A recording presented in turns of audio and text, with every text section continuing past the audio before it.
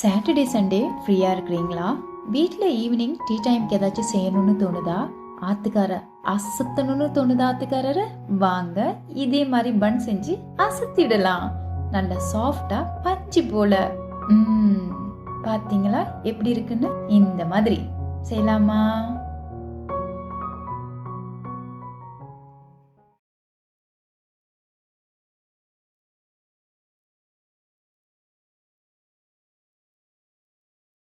அனைவருக்கும் வணக்கம். எல்லாரும் எப்படி இருக்கீங்க? இன்னைக்கு ஆயத்தி கிச்சனில் நம்ம பன் எப்படி செய்யறதுன்னு பார்க்க போகிறோம். அதுக்கு தேவையானது 1 கப் மைதா மாவு, 1 கப் தண்ணி.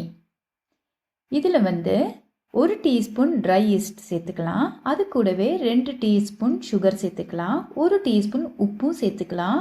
அதோடு சேர்த்து ஒரே 1 டேபிள் ஸ்பூன் அளவுக்கு ஆயில் சேர்த்துக்கலாம். அது எந்த ஆயிலாக இருந்தாலும் பரவாயில்ல. 1/4 கப் அளவுக்கு வார்ம் வாட்டர் சேர்த்து இதை மிக்ஸ் பண்ணி ஓரமாக வச்சிடலாம்.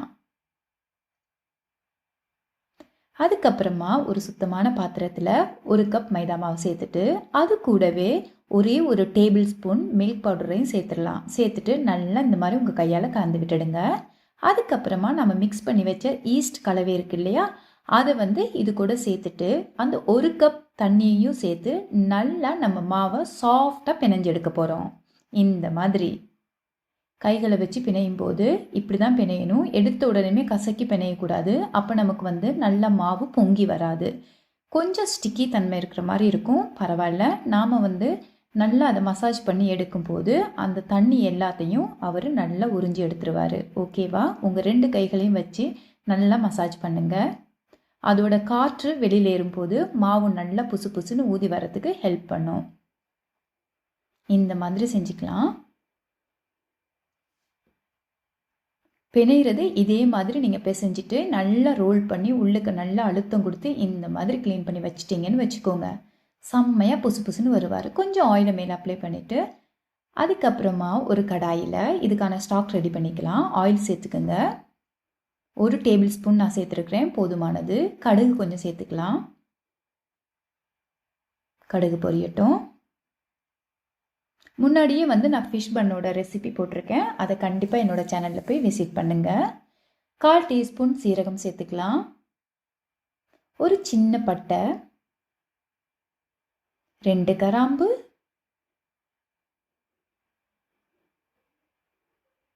அது கூடவே நான் ஏலக்காவை நல்லா நுணுக்கி சேர்த்துருக்கேன். 2 ஏலக்காய் போதுமானது. இதில் அங்கேயும் இங்கேயுமா கொஞ்சமாக வெந்தயம் சேர்த்துக்கலாம். இது எதுக்குன்னா நம்ம உருளைக்கிழங்குல தான் இதை இன்றைக்கி செய்ய போகிறோம். ஸோ வெந்தயத்தையும் சேர்த்துட்டு இது நல்ல வாசனை வரட்டும். அது கூட என்கிட்ட காய்ந்த கருவேப்பிலை தான் இருக்குது. நீங்கள் ஃப்ரெஷ்ஷான கருவேப்பிலை இருந்தால் ஒரு 2 கொத்து போடுறதுல தப்பே இல்லை. இதில் 3 பல்லு பூண்டை நான் பொடிசாக நறுக்கி சேர்க்குறேன். நீங்களும் இதே மாதிரி சேர்த்துக்கோங்க. பூண்டு ரொம்ப நல்லது, அதுவும் உருளைக்கிழங்குக்கு மிகவும் அவசியம். இது எல்லாத்தையும் நல்லா வாசனை வர மிக்ஸ் பண்ணிக்கலாம். இப்போ இதில் நான் ஒரு 2 வெங்காயத்தை ஸ்லைஸ் பண்ணி போடுறேன். நீங்கள் வெள்ளை வெங்காயம் கூட சேர்த்துக்கலாம், இல்லை சின்ன வெங்காயம் கூட சேர்த்துக்கலாம். இதே மாதிரி கட் பண்ணி போடுங்க. அப்போ தான் நம்ம பன்னில் கடிக்கும்போது நல்ல டேஸ்ட்டாக இருக்கும். லைட்டாக இவரை வதக்கிக்கலாம்.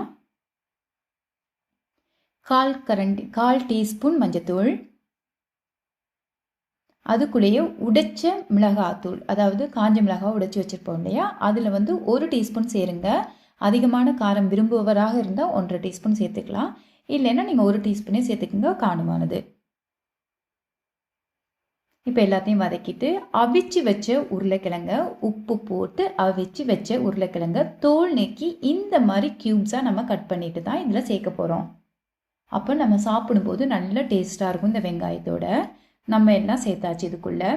ஆக்சுவலாக பார்த்திங்கன்னா நான் 3 கிழங்கு எடுத்து இந்த மாதிரி அவிச்சு க்யூப்ஸ் பண்ணியிருக்கேன். இதில் ஏற்கனவே நம்ம உப்பு சேர்த்து அவிச்சிருக்கிறோம், அதனால உப்பை பார்த்து சேருங்க.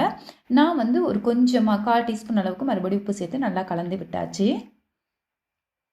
இப்போ பாருங்கள், வெங்காயம்லாம் இந்த மாதிரி தான் இருக்கணும், நிறைய ஃப்ரை ஆகிடக்கூடாது. இது ட்ரை ஃபிஷ் மாசி அப்படின்னு சொல்லுவோம். இதை நல்லா கழுவிட்டு இது கூட சேர்த்துக்கலாம்.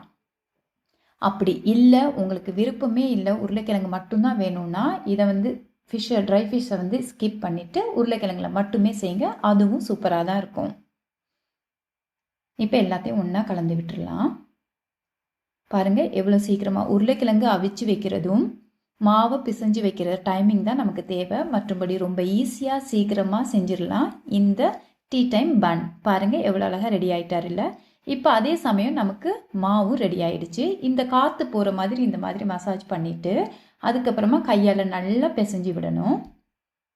கொஞ்சம் மாவை தூவிட்டு உங்கள் 2 கையிலையும் மாவை நல்லா வந்து அப்ளை பண்ணிவிட்டு இந்த மாதிரி உருட்டி உங்களுக்கு எவ்வளோ பால் தேவையோ அதை வந்து நம்ம ரெடி பண்ணி வச்சுக்க போகிறோம். எனக்கு 12 பன் வந்தது. அளவு ரொம்ப முக்கியம். அப்போ தான் எல்லா பன்னும் உங்களுக்கு ஈவனாக ஒரே சைஸில் வரும்.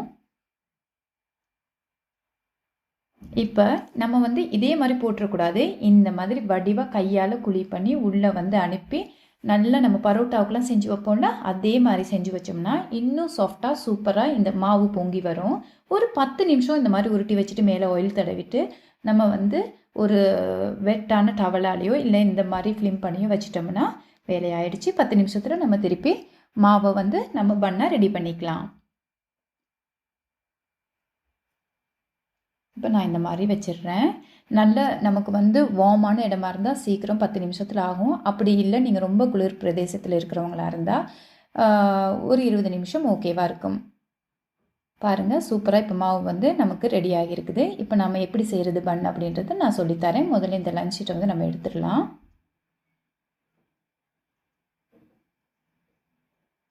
இப்போ ஒரு உருண்டையை எடுத்துகிட்டு இந்த மாதிரி மெதுவாக உங்கள் உள்ளங்கை பகுதியால் தான் தட்டணும். அப்போ தான் எல்லாமே ஈவனாக இருக்கும். இப்போ வந்து நம்ம கிழங்கு அந்த ஸ்டாக்கை வந்து நம்ம இதில் சேர்த்துட்டோம். நான் வந்து 1.5 டேபிள் ஸ்பூன் சேர்த்துருக்கேன், எனக்கு போதுமானது. இப்போ இதே மாதிரி முக்கோண வடிவில் வந்து நம்ம நல்ல வடிவாக மடித்து விட்டுடணும். இவ்வளோதாங்க, செஞ்சாச்சு நம்ம பண்ணை. இனி இதை பேக் பண்ண வேண்டியது தான். இதே மாதிரி வடிவான ஷேப்பில் முக்கோணமாக செஞ்சிட்டிங்களா, செஞ்சு எடுத்ததும் அட்டகாசமாக அழகாகவும் இருப்பார், அதே மாதிரி டேஸ்ட்டாகவும் இருப்பார். பார்த்தீங்களா, நான் கையாலே செஞ்சுட்டேன். இது கையாலே செஞ்சிடலாம்.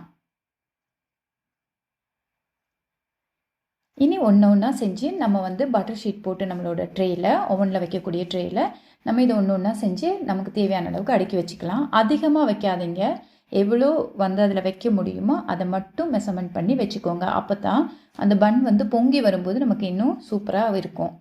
அப்புறம் பார்த்திங்கன்னா ஒரே ஒரு முட்டை, அது இந்த மாதிரி நல்லா பீட் பண்ணிவிட்டு அதுக்கு மேலே அப்ளை பண்ணி போட்டோம்னா தான் நல்ல கோல்டன் கலரில் வருவார். இந்த மாதிரி ஒரு ப்ரஷ் வச்சு நீங்கள் மேலே அப்ளை பண்ணி விட்டுடுங்க.